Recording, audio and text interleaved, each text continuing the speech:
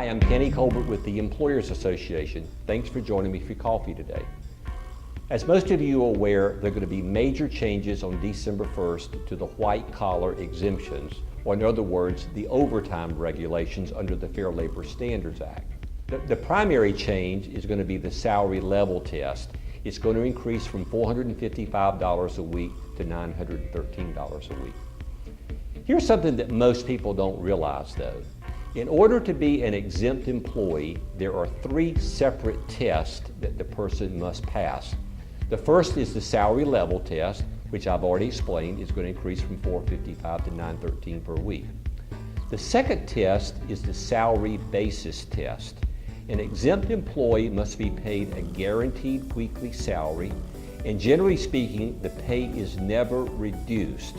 So for example, you cannot reduce the pay of an exempt employee because of cash shortages, inventory shortages, damage to equipment, or things like that. It is illegal to dock the pay of an exempt person for these reasons. And if you do, the person loses the exemption and becomes a non-exempt employee. The third test that the person must pass is a job duties test. There's an executive test, administrative test, professional test, computer test, and outside sales test. And the exempt person must pass one of these tests that is related to their job duties. Quite simply, the salary level test is very easy to administer. Either the person makes $455 a week or $913 a week, or they don't. Where most companies run into trouble is they don't understand the salary basis test or the job duties test. And sooner or later, the wage and hour department catches them, and they have to pay back pay and or fines because of this. I'm sure a number of you have already been to classes offered by various places that are talking about the new changes to the white-collar exemptions. Most of these classes are going to focus on the salary level test.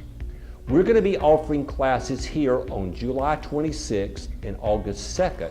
And of course, we're going to talk about the salary level changes. But most of the emphasis is going to be on the salary basis test and the job duties test. So I will tell you now, if you don't understand these 2 tests, I highly encourage you to come to one of our classes and learn more about who is an exempt employee and the tests that are necessary to qualify. Again, July 26th, August 2nd. Hope to see you soon. Thanks very much.